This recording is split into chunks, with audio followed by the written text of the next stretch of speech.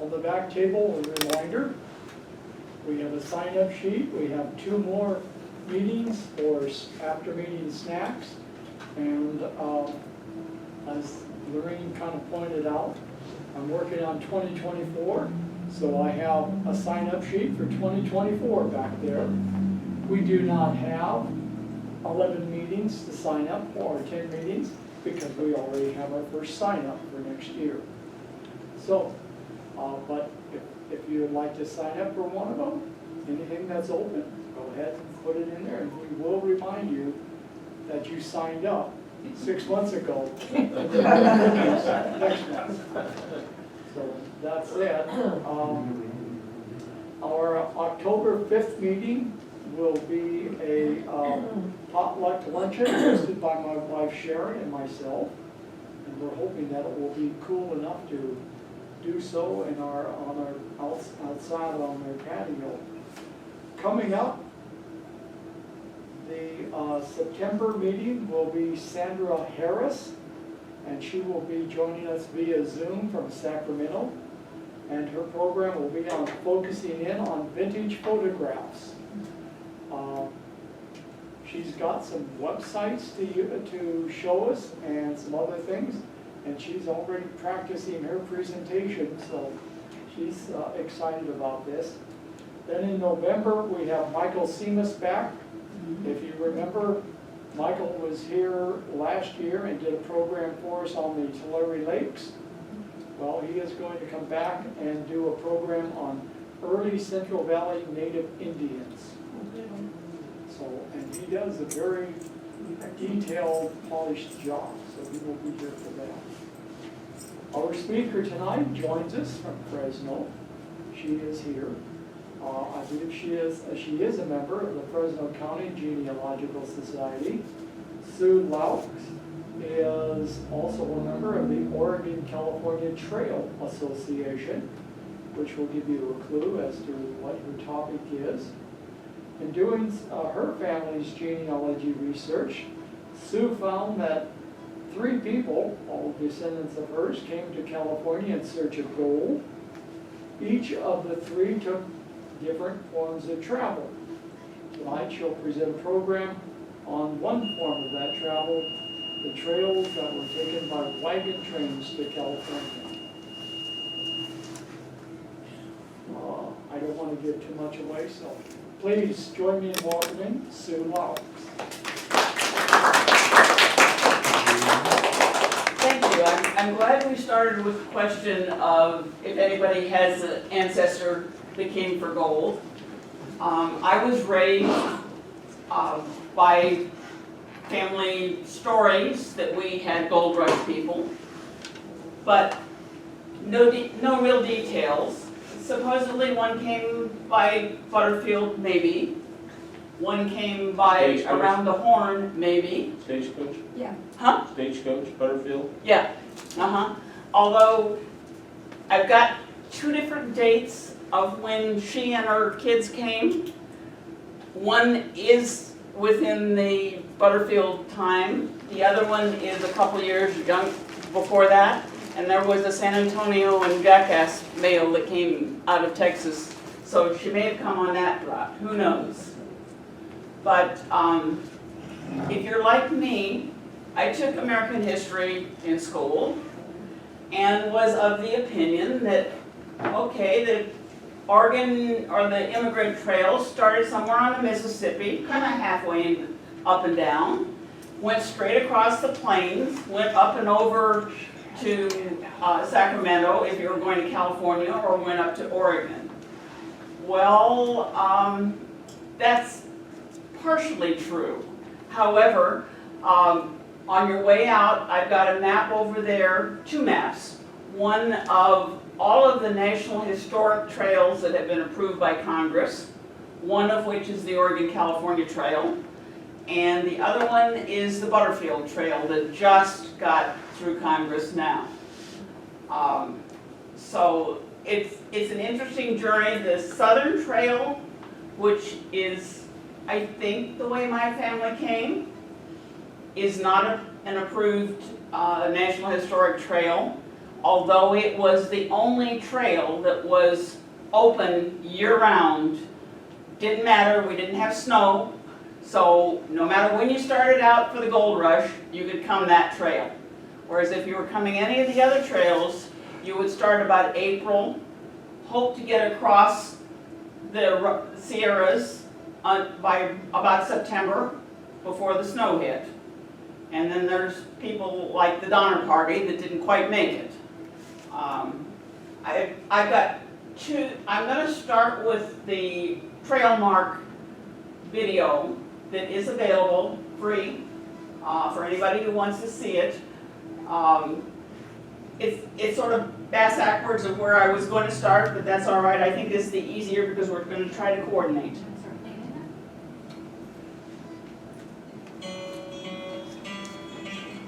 We need this down here, right? Hello, I'm Ethan Gannon with the Colorado chapter of the Oregon-California Trail Association.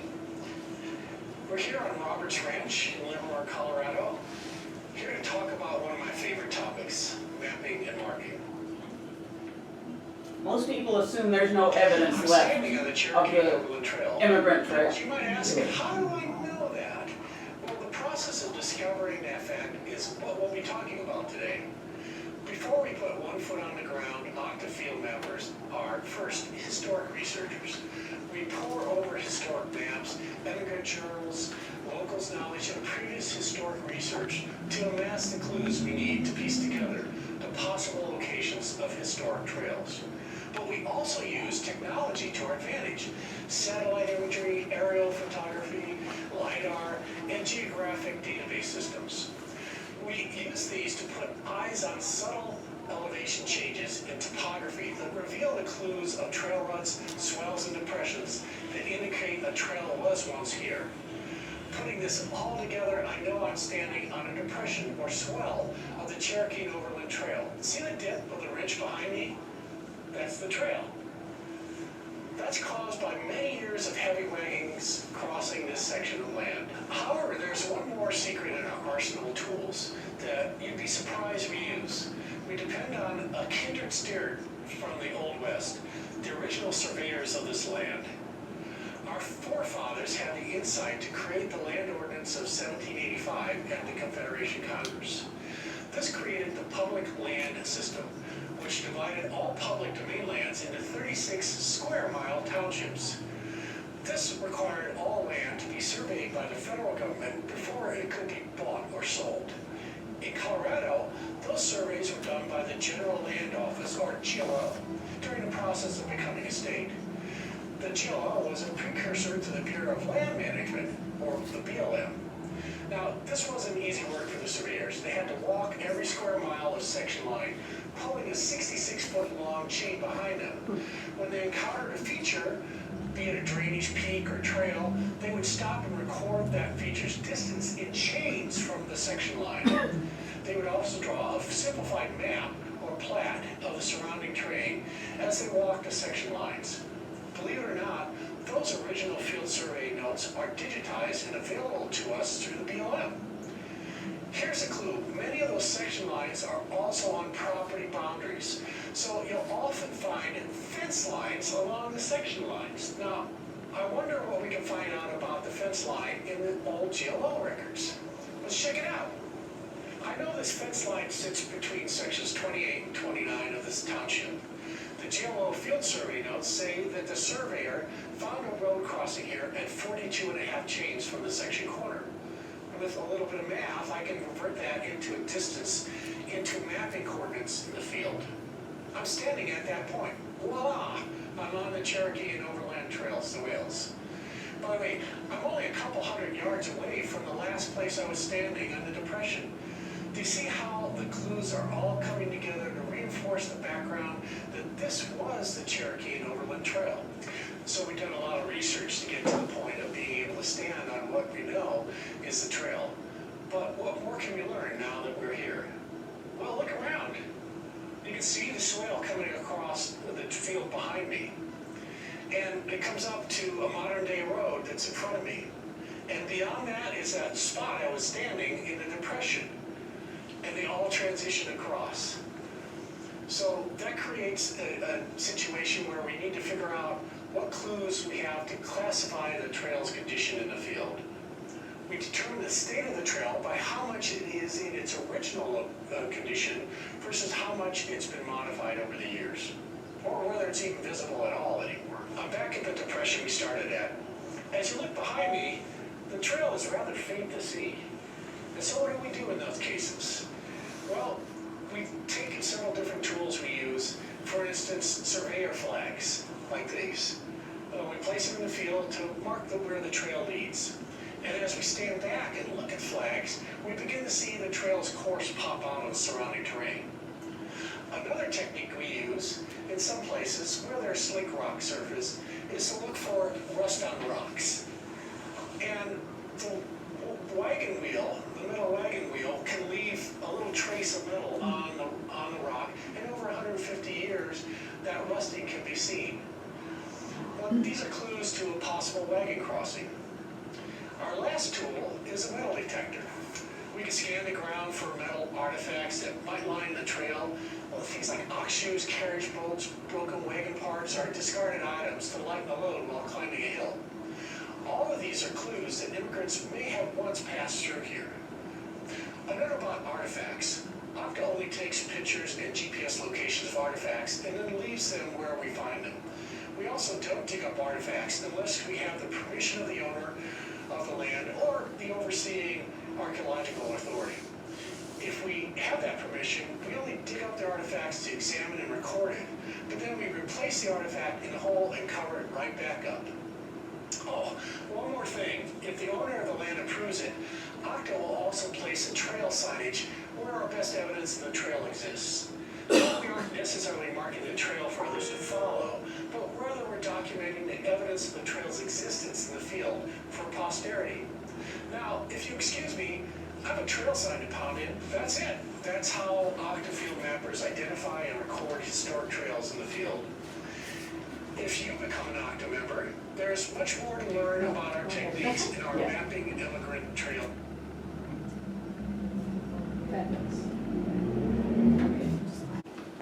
As we've alluded to begin with, you'll notice that most of us didn't realize that any of the trails still existed. There's no evidence. The other thing is, we didn't even figure out diaries. I mean, they came across really fast, and there were a lot of jobs to do while you were on the trail. So the concept of having diaries was, again, something I hadn't even thought of. And so it's been an interesting journey to kind of come to some conclusion. This is actually a map of the Southern Trail. Now, if you'll notice, there isn't just one trail. Every single Western trail that exists has all kinds of spider trails, because each year there was more grass in one location that was wetter. There was Indians in some places that they wanted to avoid. There were all kinds of reasons why there was a shortcut. And this is, like I say, this is the map of the Southern Trail, which so far we've been trying to get nationally approved, but so far we haven't made it. So I'm going to start with history review. Now this is the map. This is the map at the end of the French and Indian War, the Treaty of Paris. And if you'll notice, both of our major beginning wars in this country, both the French and Indian War and the American Revolution, the treaties weren't in America. The treaties were made in Europe and in France in most cases. The red line that is down there is the Appalachian. Okay, guys. That's the crown of the Appalachian Mountains. And basically the treaty said everything to the west of that line is Indian territory, shouldn't have any Anglos on it, and the Anglos had to stay east. Well, one of the problems was many of the settlers had already crossed that line before the treaty was even made. And they were a little upset with Britain for agreeing to that. One of the causes that led up to the revolution, okay, less than 25 years after we ended the Revolutionary War, we bought the Louisiana Purchase and sent the Lewis and Clark expedition to map out a route, because we wanted the whole country, even though we didn't own it. And if you'll notice the big Spanish territory, and then the upper left-hand corner is the British territory at that time. Well, not too long after that, right after the gold rush, one of the things that the congressman wanted was a railroad to California. They wanted the southern route again because there was no snow on it. If you go across Sacramento, you had to have snow sheds, and sometimes you couldn't even get through that way. So we purchased the Gadsden Purchase from Mexico after the signing of the Mexican War Treaty. And actually the Mexican War Treaty in 1848 was actually 8 days before we found gold. Needless to say, the newspapers weren't really fast at that time. How many of you, have you ever been to Elko Interpretive Center, California? Okay, Elko, Nevada has the official California interpretive center for the California route. I encourage you to go. It's a really good, it's free. And then 2 or 3 times a year they have people in costumes, they have all kinds of activities for families. It's a really neat place to go to.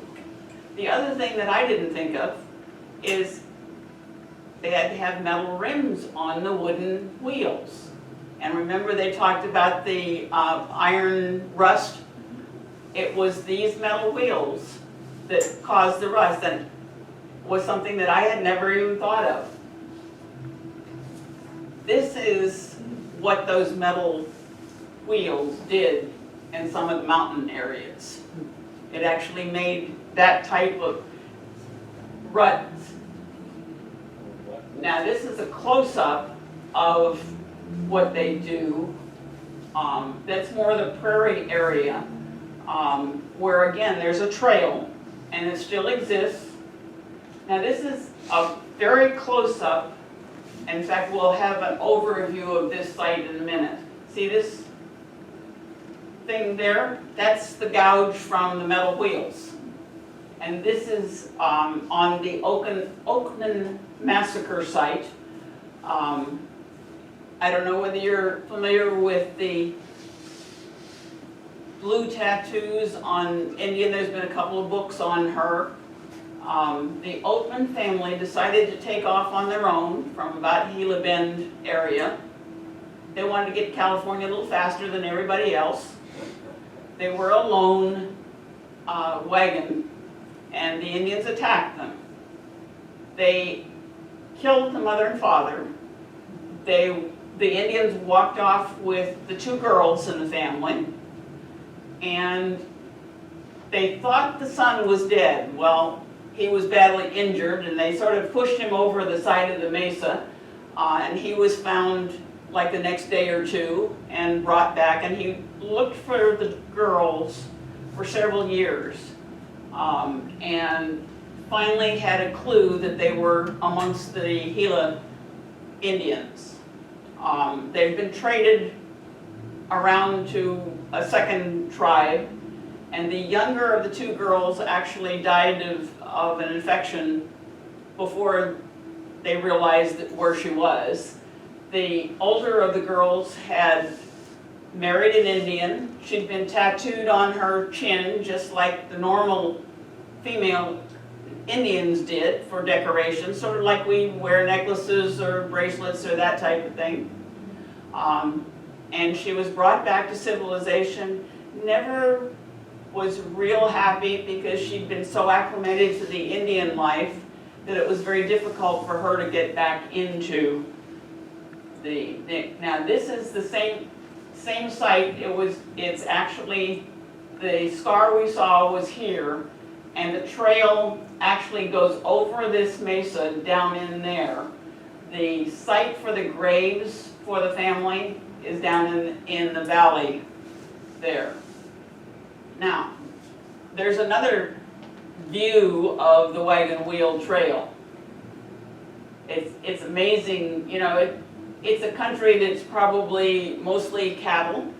They're not plowing. But again, in this area, and in even the general plains, most of us figured it had been farmed by the farmers, plowed up over years and years and years, so therefore there couldn't be any trail. And that is to some extent part of the problem in the Central Valley. For the Butterfield stage route that just got approved, it comes out of Arkansas, goes down, again, the Yuma crossing because it's snow-free, comes what most people figure Warner's Ranch was the end. It was a ranch, originally a Spanish grant, that was bought by an American living in Spanish territory at that time, and they approved him buying the land. And his ranch was kind of at the very end of Temecula area. There's kind of a gorge that the wagons came up, and most of the wagons that came through, many of them would sign in at his ranch, and then from that point you'd go south and go to San Diego, or you'd go north and go to Los Angeles. And people forget that the Overland Mail didn't end in LA. The contract with Congress was to go to San Francisco. So basically it came through this area into Temecula, went to Los Angeles, and then came over into the valley, in the southern part of our valley, went up the valley till you get to the Los Banos area, and then went over to San Jose and up to San Francisco. And we forget that we have a history in this valley of that. I know that there were some speakers 20 or 30 years ago on the Butterfield in this area. I'm hoping that maybe you guys might know of somebody. I'm hoping. I know there's a marker in Visalia for where the Butterfield stopped. There's a marker south of Visalia, but again along the eastern side of the foothills. There's a marker kind of up in the foothills, I think between Porterville and Visalia. Somebody took me to that marker 7 or 8 years ago, but I couldn't find it at this point. So there needs to be some more validation out of the area that we really did have history. The Whitman Ferry in Layton, there's a park that's between Fresno County and Kings County. And at the time of our centennial, our state centennial, they put a marker for Whitman's Ferry. It was a crossing that the Butterfield stage used. And unfortunately, the marker is on the Kings County side, and it was the smaller of the two parks, and it's totally fenced off and closed on that side. I'm trying to get Fresno County to put it on their historic marker things. Right now, it's kind of like, well, it's really not a county park, it's really a state-owned land, so who signs the approval for it to go on the, so we're dickering right now. This is the marker that they used, that was in that film. There's one for the California Trail, there's one for the Oregon Trail, and this is around Fort Hall area. Again, I don't think of California, Nevada, or the California Oregon Trail. I don't think of it going as far as Fort Hall, Idaho, but it actually went all the way up before it came before it split off and came to California and to Oregon. It's amazing. I've been lucky enough to go to a couple of their conventions. They have a convention once a year. In fact, this last month, at the end of the month, was in Gearing, Nebraska. They kind of rotate around where the trail was and get sponsors from certain areas. Now this is the more modern of the signs marking the trail. The other ones probably have vandalism problems, but this is kind of heavy for somebody. I mean, you could take a vehicle and knock it over maybe. And this is the California Nevada group has been very into mapping. In fact, I listened to a couple of their meetings on how they marked. And they actually sit down before they ever go out and read 4 or 5 diaries that cover the particular sections they're looking for, you know, what did they mark as landmarks, so that when they go out into the field, can they see what was being used for landmarks. Now this is the Butterfield stage, and the dotted line at the bottom is the San Antonio and San Diego mail line, which is also commonly known as the Jackass stage. And my ancestor did come from Texas and ended up in Mariposa. So I'll kind of tell you, okay, this is a actually reconstructed rut area for the thing. The El Paso Country Club decided they wanted, and I think there was a trail right beside their border area, but they decided they wanted it reconstructed. This is kind of the evidence of some of the wagon train area. Now this is also the Oatman massacre site. It's a little bit probably south of where the massacre was, but this is what the Butterfield did in order to be able to get up and down those mesas, because they couldn't, you know, they had to have something a little bit more stable, because if you look at the height of most of the stages, it was a little harder to maneuver. This is the site of one of the Butterfield stations. That's in Loucks, Arizona. I encourage you to go see. Now, one of the things that I got into was reading some of the diaries, and I brought this one with me. This is my favorite of all the diaries. He is very literate. He does a beautiful description of the day's activities or what they were going to do that day. He actually came from New York.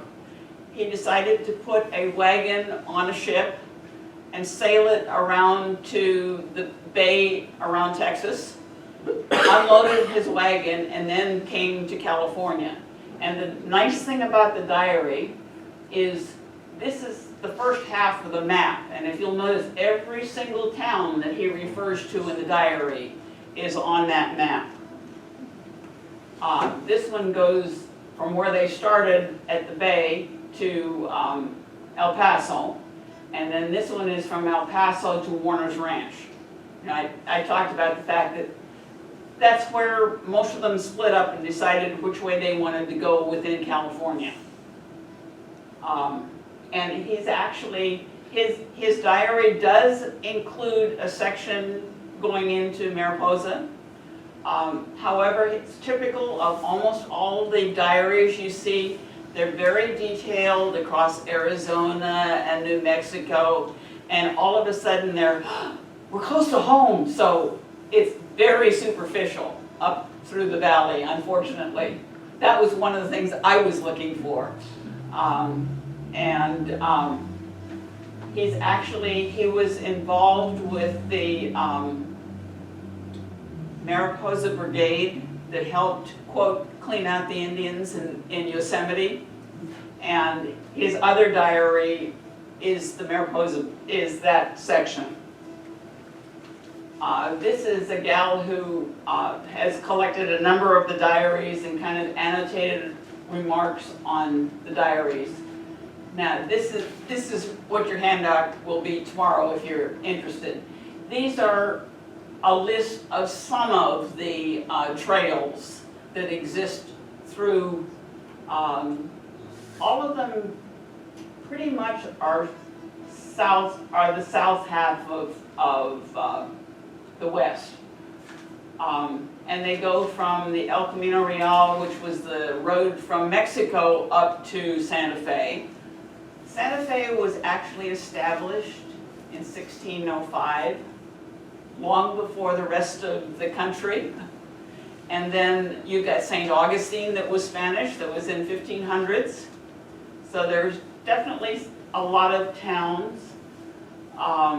The Mormon Battalion, if you are interested in the gold rush era, the Mormon Battalion was established by Congress in 1846. They wanted somebody with men to go help protect the California border and the Mexican-California fight. And so they paid the Mormons to make that journey and to establish it as a wagon road. And it's basically the Southern Immigrant Trail. They did make it pretty much a wagon road so that the immigrants 2 years later could use it very well. If you are either have an ancestor that you're interested in, or two are just fascinated by some of the Western trails, I would encourage you to go to the websites or whatever of the trail. Some of them, like the Oregon-California Trail, okay, how do you turn this thing off? It's okay. So that's the list. yeah. The, I sort of wanted to cover how I got involved in looking into the trails. Are any of you familiar with the Westerner organization? Okay, Fresno has a chapter. It's a group of people who get together, in our case, once a month. We have a dinner, and we cover some phase of Western history. And remember, it doesn't have to be the gold rush era, it could be any of the Western history. And one of our speakers was an attorney from Hanford who came across a letter from his, I think, great aunt, who kind of described her journey coming to California. Well, he got fascinated, so he started trying to look into, she mentions the wagon train that she was involved in. So he went to the California-Oregon Association and started looking for names. They have an index of diaries that, unfortunately, the list is probably about 10 years old. They haven't added anything new to it because it's an old program and they don't know how to convert it. But it's still usable. Many of the original diaries that came up are usable. He actually used 5 diaries to cover his aunt's wagon train coming to California. One of the diaries is in the Fresno County Historical Society. So there are local. The California Archives has a whole bunch of diaries as well from the California area. And the OCTA organization has had a member that just died and had a whole bunch of Western books and a whole bunch of diaries that he used in mapping and such. And we're trying to get them digitalized and hopefully figure out where to store them so that they are accessible. Now the next phase of my looking into trails, I went to the convention in Nebraska about 4 years ago for the OCTA convention, and the author of this book was one of the speakers, and she had a uncle, I think it was, that came from New Jersey, and They formed a whole wagon train, came to California. Some of them made their fortune, some of them didn't, and many of them went back to New Jersey. And she along with another person who was looking into the same company, wrote that book. And when I was bemoaning the fact that I hadn't found, even though that there was, I did go to the Octa diary section, put in, unfortunately, the two ancestors that are my brick walls, or were my brick walls, for the gold rush. Last name was Brewer, first name was Stephen, super common name. So I put the name into their website, and they came up with a reference on one diary that talked about running into Brewer at the campsite. That didn't mean enough to me to go look for the diary. And I was bemoaning to this author that I hadn't been able to find anything. And she happened to send me this newspaper article. This was written in 1883. Dear sirs, if any paper is published in Mariposa, send me one. I have not seen a paper published in Mariposa since the good old days of '50. The Gazette by L.A. Holmes about that time was the last I saw. Many a time did I did the boys of Buckeye, which is one of the mining camps in the Mariposa area, met at Old Vining Hall and passed the time pleasantly. Now the publisher of the newspaper wrote back and said, there's no doubt a few persons still living who inhabited the Buckeye Bridgeport section at that time who will remember Mr. Harrell, Appling Brothers, Peaton, etc., etc., etc., and probably remember old Uncle Stephen Brewer and his family. That was my family. So that again stimulated, got to do something. Well, I still haven't found any exact reference. The Mariposa Centennial, I think it was 125 years of their Gazette, did have an extensive write-up on my family because there was a family historian who'd done a lot of research. Supposedly, Stephen Brewer came in '49 because he was the one that's referred to originally. Came here for a couple of years and decided to go back to Texas and get his family and bring his family out. He brought out he and his wife, his two sons, and while he was gone, they'd had a female boarder in the house that I suspect was the mother of the infant that was born. One of the sons was definitely the father. On the census record, we're assuming the young female boarder that was in their home in 1850 was probably the mother, but there's no birth certificate to prove it. And that's one of the brick walls that still exists.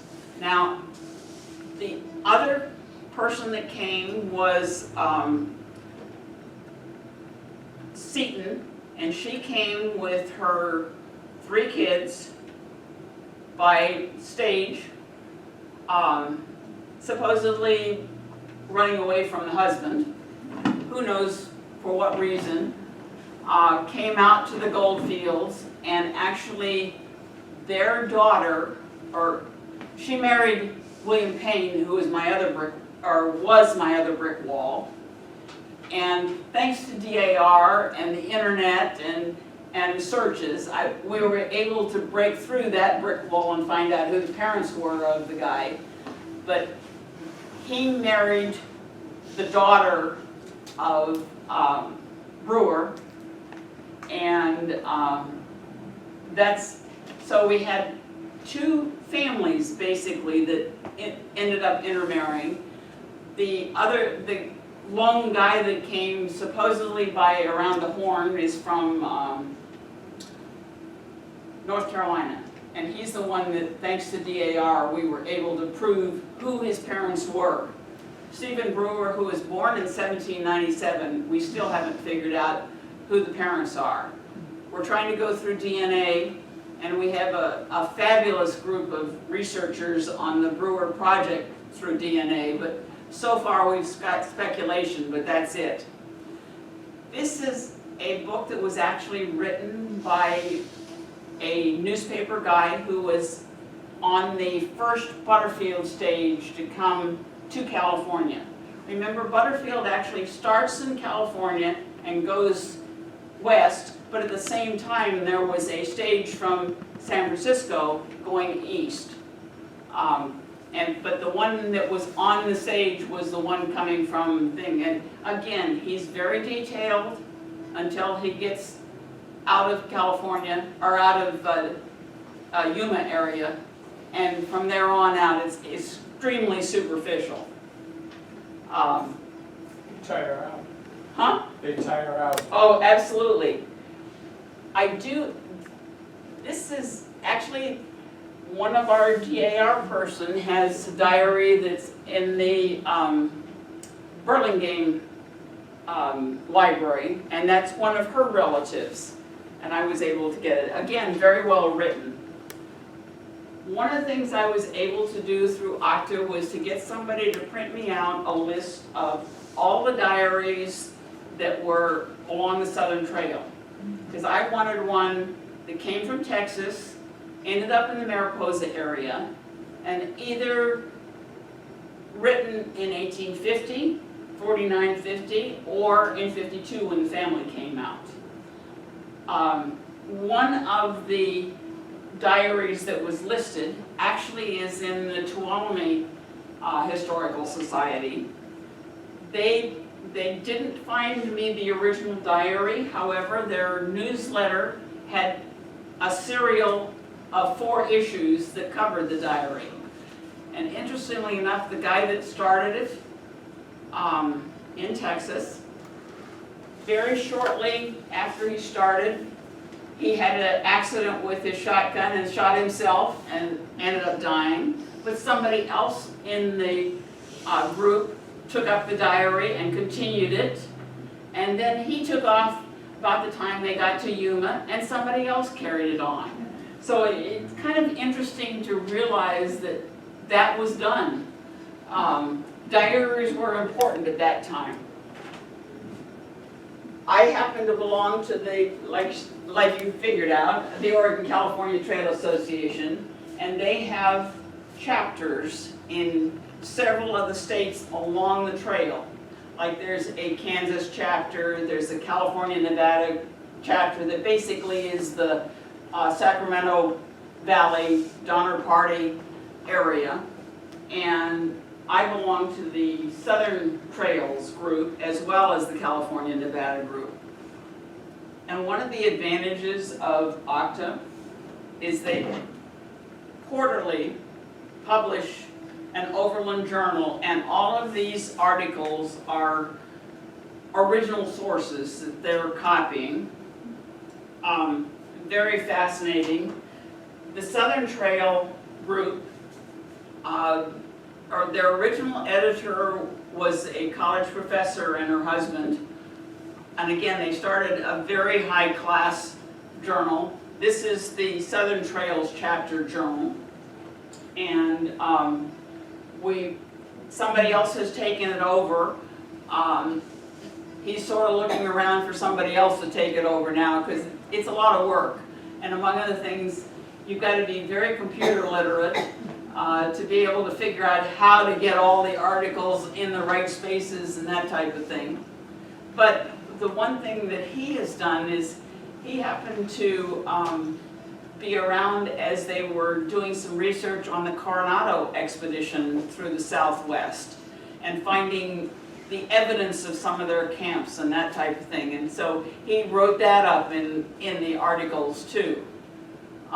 It's really an interesting group. The trouble with the Southern Trails chapter is that it's the chapter that has people from Texas to California. So we're all spread out, so it's hard to get us together. We do get together at least once a year for chapter meetings. And then the national does once a year meeting. This last one was in Gary, Nebraska, and next year is in Pendleton, Oregon. And they haven't been, I was told when I joined that, oh, 1 year it's on the Mississippi area and the next year it's either in Oregon and California. Well, it hasn't been in Oregon since I've joined. We did get to California. We did get to the gambling area in the Donner Pass. And one of the demonstrations that we had on that chapter was using forensic dogs to try to establish where the Donner Party camp actually was. And it's just amazing. The group that has forensic dogs started talking about what started them and that type of thing. They were used originally for murder victims and, you know, when you're trying to find a body, but they happened to camp near an old cemetery on one of their expeditions, and one of the gals thought, oh, let's see what the dogs do with this old cemetery. And they actually told the owner very quickly that they could tell that there's dead bodies in there that were, you know, 50, 60, 70 years old. And somebody else had talked about using them in some of the Egyptian sites. And it's just absolutely amazing to me that there would be enough scent still around Enough DNA. that they would alert on them. You know, they're often mutts. They're not necessarily the purebred type animals. They just happen, I'm sure from what I gather, they just happen to find somebody at often the animal shelters that happens to be very sensitive to smells. And then they decide, okay, let's train them. So it's interesting. Any questions? Well, back in those days, 50 or 60 or 100-year-old cemetery, probably people that died on the trail, they weren't going to have a coffin. They were just put in the ground. Right. Probably not even a box. So, Right. True. So I would assume that there must be some type of gas given off that filters through the soil and the dogs can still pick it up. Well, one of the articles, probably 4 or 5 years ago, was talking about, from the diaries, they could tell that there was a burial at a particular, siting that they could see geographically where it was, and they used dogs to verify where it was. It's just, to me, it's an absolutely amazing concept. Yeah. It's not something I think about. Well, But remember, the trail associations could be everything from cattle trails groups, because remember the cattle was often run from Texas up to the railroad things, but they actually had at least 1 or 2 trails from Texas out to bring them to the California Gold Rush. There was, a few cattle ranches here, but they were mostly used for hides. During the Mexican era, they would use them for shipping the hides back to Mexico to use. They weren't using them to sell meat particularly, except to, people in the area. The De Anza Association is another one that's fascinating to me. It is actually a trail from Tubac, or goes up through Tucson, through Gila Bend, and then coming out as far, again, Yuma area to either San Jose or San Francisco, depending on who you listen to as to whether or not it was the leader that went to this place or his assistant that went to the other place. But they are very into descendants. If there's any suspicion of anybody that thinks maybe from their family history that they might be on it, the De Anza group will really help you do the genealogy. They have well researched, and we're talking, this wasn't soldiers only. This was the women that went along with them, the kids that were involved in them. This was a large group that were marched all the way to San Francisco. No, what nationality were these people? Spanish. Spanish, I think. But, you know, with modern marriages, what we have now are not necessarily that much Spanish. Most of us are what I call Heinz Special Mutts. Uh-huh. The Old Spanish Trail is not that different from the Southern Trail. It's a little bit farther north. It goes up and avoids some of the desert area through the southern Arizona. The trouble with the Southern Trail through Yuma is that there's about a 40-mile desert that's sand, no water. So they had to haul water for that.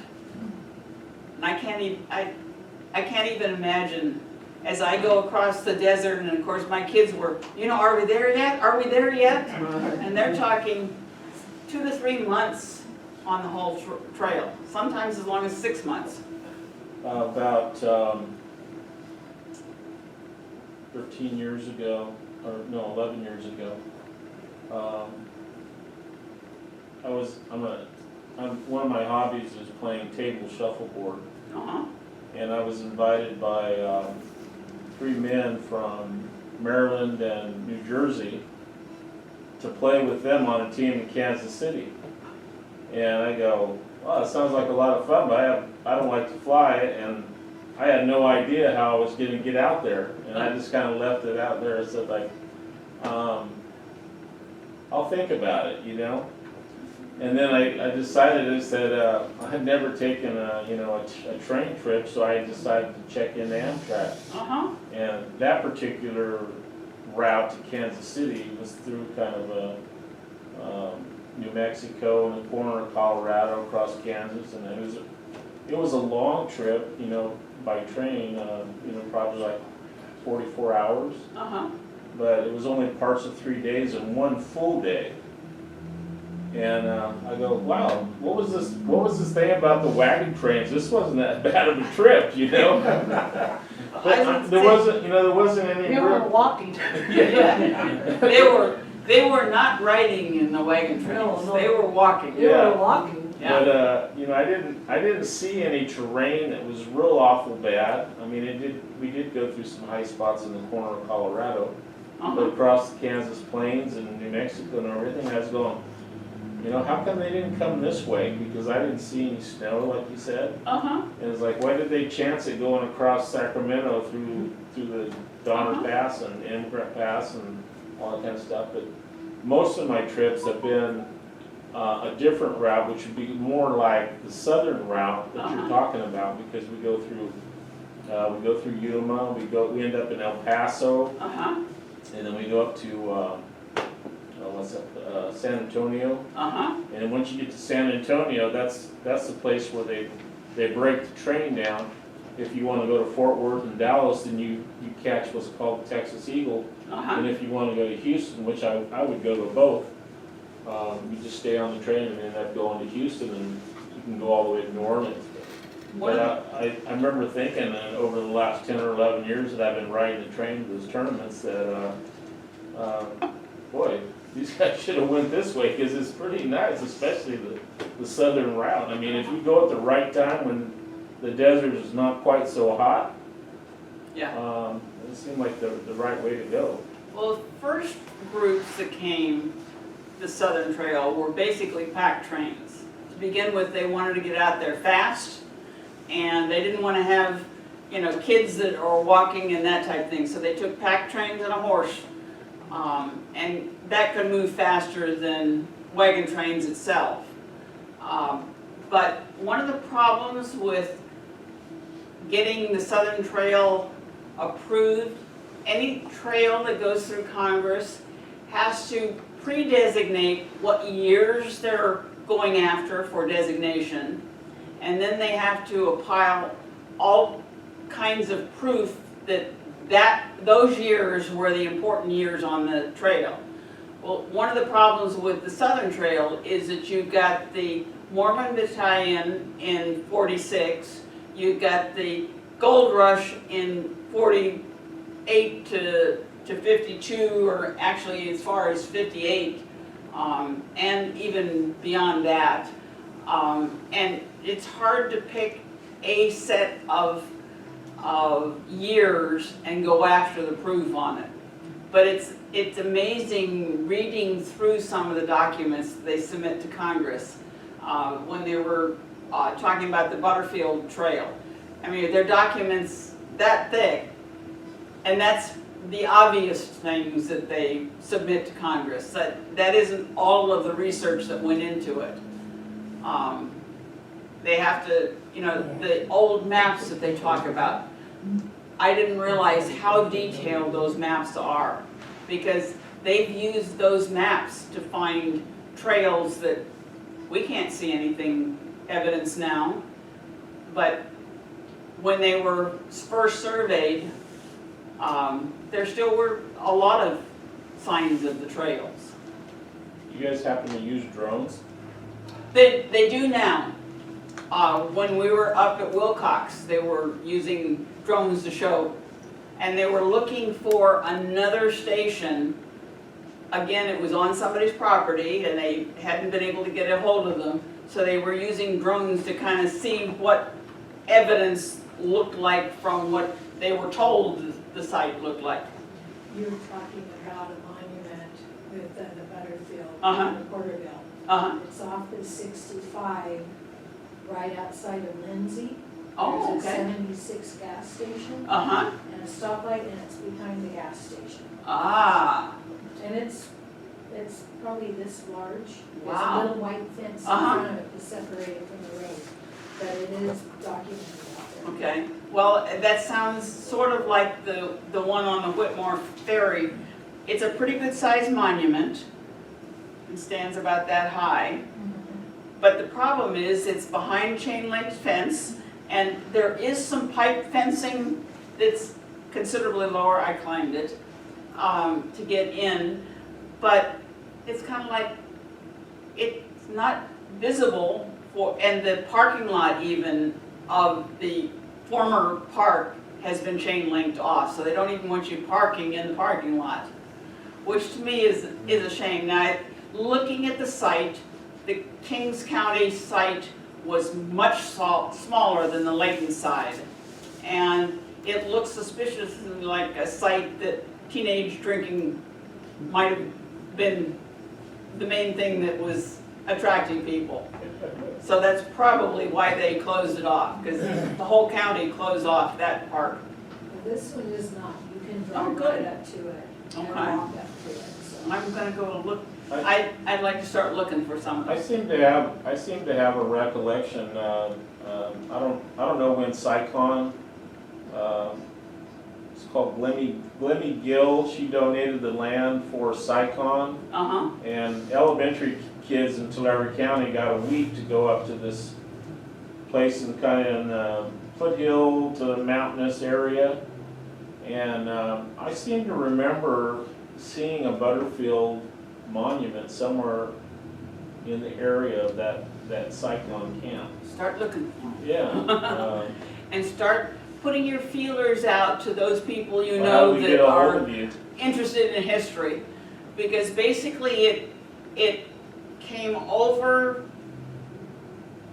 the pass that's I-5 now. I think it was a little further south from that, but came into the very bottom of the valley. Remember, they had to avoid all of the marshland and sand and that type of thing. So they very quickly, I think, went up into the eastern parts of the foothills. And then about Whitmore Ferry area, which is, like say, on the border between Kings and Fresno, they went across the valley toward Las Manas at that point, and went up and over Las Manas area. So, like I say, start shaking the limbs for all the people you know that are good in history. and see if we can come up with a good program on the Butterfield. I know Porterville, California, which is about, what, 45 minutes southeast of us. The person that founded that little town, his name was Porter Putnam. And they first called the little town Portersville, like it belonged to him, because he wanted to establish it. Well, he came on the Butterfield stage, I know that, and probably. Unfortunately, there are no sales records of tickets. I understand there might be one book from one station that is in the Smithsonian, but none of the other, and I can't imagine, because they're talking a couple $100 if you were coming from Texas to California. I can't imagine that there aren't any records. Yeah. One of the problems you run across is that in 1930 they had a set of books in the Porterville Library that depicted the Butterfield Trail, but the landmarks that they used were current, and today those landmarks don't exist. So Yeah. I went through and overlaid several different versions and put GPS coordinates on the relay station. Good, great. I know that Gerald Ennert, which is, actually he's from New York, he spends his summer in Arizona, and his passion is the Butterfield stage. And he has spent probably 30 years coming out here into Arizona in the summertime and helping to map and find the trails. I only concentrated on Tulare County. Well, he showed some of the stations that started to come into the valley, but nothing beyond that. I'd love to get a speaker one of these days on our Butterfield. Because like I say, it only lasted from 58 to 65. You know why it stopped in 65? Train. The Civil War. It actually stopped in 1960 because of a flood. Well, yeah, but I mean, The contract was to reach San Francisco in a certain number of Yes. days. And they had a major flood in the Central Valley that stopped at Butterfield. And so the Postal Department pulled the contract. well, I think they restarted it until 58. But the problem was, it basically goes through Confederate territory. So supposedly they realigned it up to the, what I would think of as the trail coming straight across the plains. But it didn't last because of telegraph poles and railroad going through fairly quickly. So it was too expensive. And that's what took the Pony Express out. There were some cheaper ways of doing it. I forget when the Golden Spike was driven, but that kind of Yep, eradicated the wagon trails, and because people could jump on the train and make it to except wherever the they people wanted. that couldn't afford to continued to come out Oh, did they? on the Southern Trail at least. Any other questions? Thank you. Thank you.